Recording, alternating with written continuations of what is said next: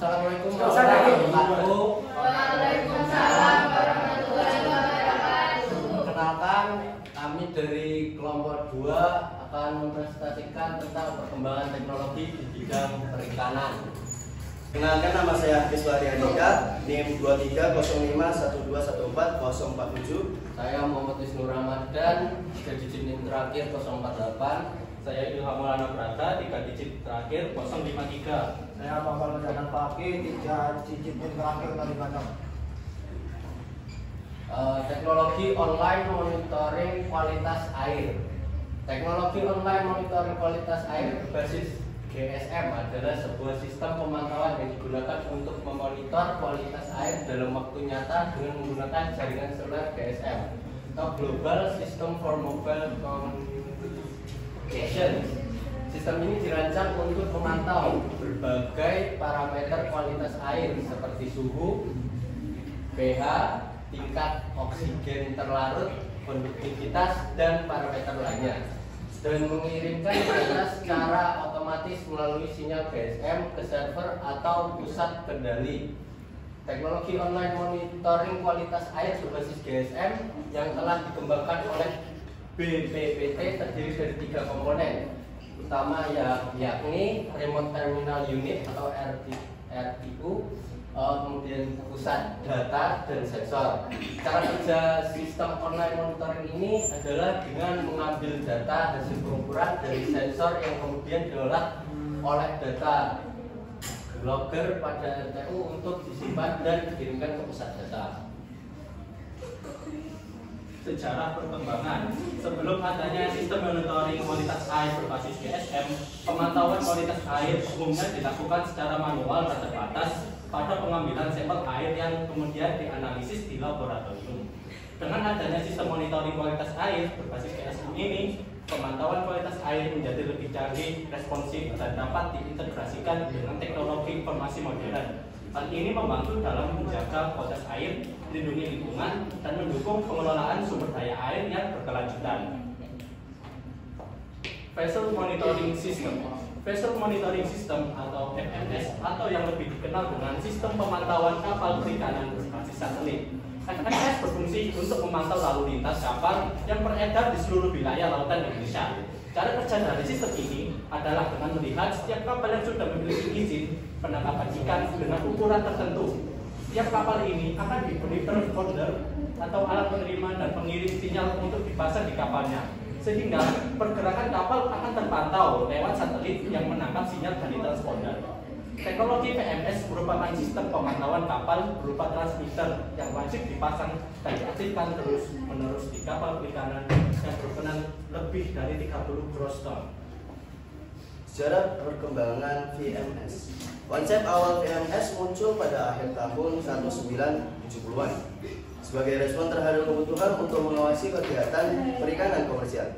Selama tahun 1990-an, VMS mengalami perkembangan teknologi yang signifikan.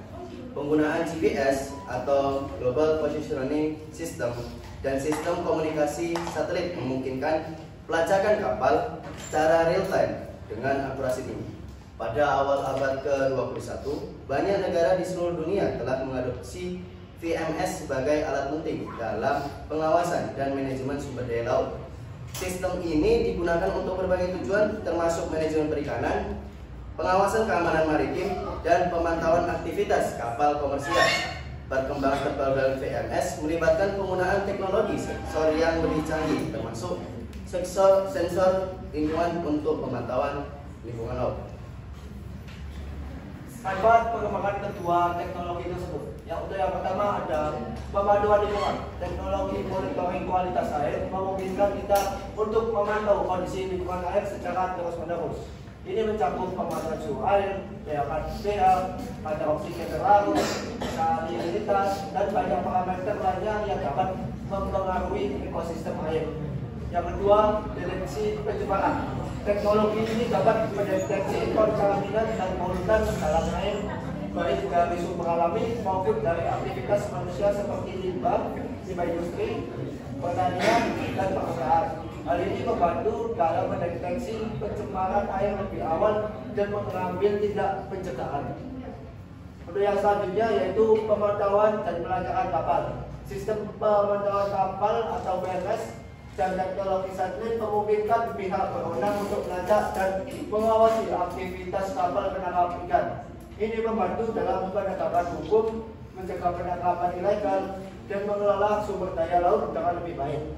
Untuk yang keempat, pemantauan sumber daya laut. Teknologi sonar dan peralatan pemetaan bawah air memungkinkan nelayan untuk melacak dan mengidentifikasi kumpulan ikan dengan lebih baik. Ini membantu menghindari penangkapan berlebihan dan memastikan keberlanjutan sumber daya laut.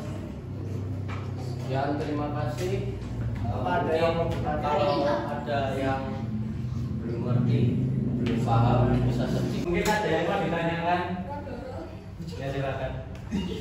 Perkenalkan, nama saya Nika Terakhir Tias, NIM 3 Izin bertanya, bagaimana bentuk implementasi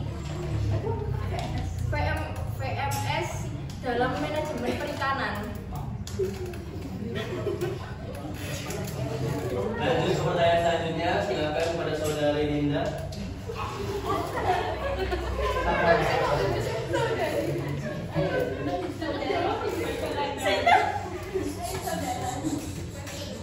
Baik, terima kasih atas waktu yang telah diberikan.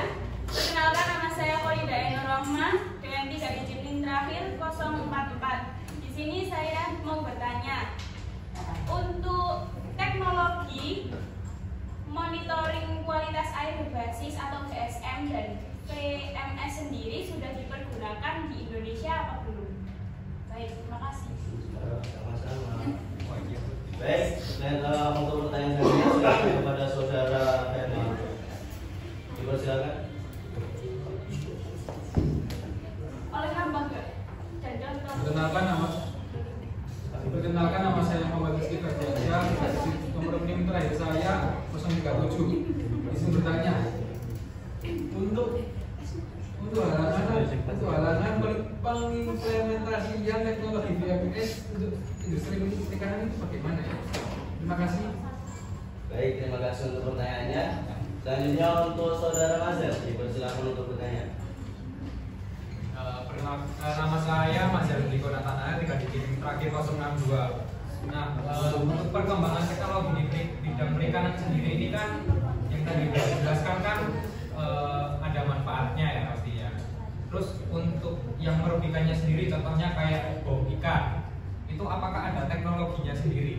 Apa kayak itu termasuk atau ada teknologi lain yang bisa mengurangi dampak negatif dari teknologi di bidang perikanan itu sendiri? Baik, izin menjawab untuk pertanyaan dari Niken, bagaimana implementasi VMS dalam bidang perikanan atau manajemen perikanan. Untuk VMS sendiri sudah banyak diterapkan di bidang perikanan, diantaranya biasanya digunakan di bagian kapal atau di bagian monitoring. Data berupa tracking atau analisa kapal digunakan untuk melihat arah ikan, arah pergerakan ikan, kemudian arah kapal laut, dan juga untuk pemantauan pelanggaran daerah penangkapan ikan dan juga penggunaan alat penangkapan ikan yang berlebihan. Mungkin cukup sekian dari jawaban dari pertanyaannya. Apakah menjawab? Sangat menjawab. Kelas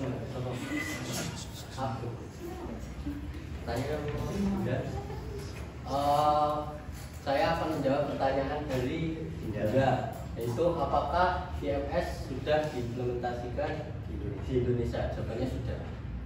Jadi di sini saya menemukan dari referensi dari KKP, sinyal dari penangkapan ikan di Indonesia ditangkap oleh satelit untuk selanjutnya ditangkap oleh pusat pengendalian di KKP.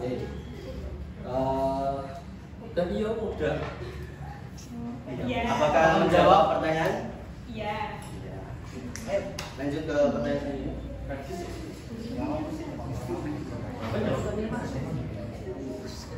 Kenalkan, nama saya Fauzan. Di sini saya akan menjawab pertanyaan dari Ferdi, yaitu tentang halaman implementasi dalam penggunaan vessel monitoring system atau VMS. Halaman yang pertama yaitu biaya dan pemasaran PMS, yaitu karena dikirim dari luar negeri. Untuk yang kedua, infrastruktur. Beberapa daerah mungkin tidak memiliki infrastruktur komunikasi yang memadai untuk mendukung PMS. Untuk yang ketiga yaitu perlindungan data. Data yang dikumpulkan oleh PMS adalah sensitif dan perlu dilindungi dari akses yang tidak sah. Sekian dari saya. Apakah menjawab untuk saudara Ferdi? Menjawab.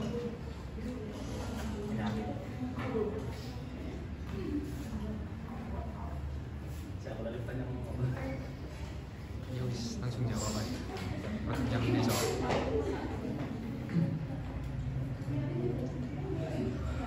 Baiklah, perkenalkan nama saya Ilham Nabrata. Saya akan menjawab pertanyaan dari Mas Mazel. Ya, teknologi bior tadi ditanyakan teknologi apa ya yang bisa meminimalisir kerusakan ini yang ditimbulkan. Benar. Ya. Jadi ini ada teknologi biorok, yaitu teknologi yang memanfaatkan arus listrik untuk menumbuhkan dan memperbaiki struktur laut di skala apapun secara cepat. Arus listrik yang dimanfaatkan tentunya merupakan arus yang sangat mudah dan aman. Teknologi biorok ini membantu terumbu karang dalam mempercepat pemudahannya. Karena jika mengandalkan keadaan secara alami, terumbu karang membutuhkan energi yang jauh lebih besar. Oleh karena itu, tanpa bantuan teknologi apapun, pemulihan terumbu karang akan sangat lambat dan kecil kemungkinan untuk dilakukan. Sekian jawaban dari saya. Apakah bisa diterima, Mas Mazel? Bisa. Ya, betul. Mungkin sekian dari kami. Mohon maaf bila ada kesalahan. Wassalamualaikum warahmatullahi wabarakatuh.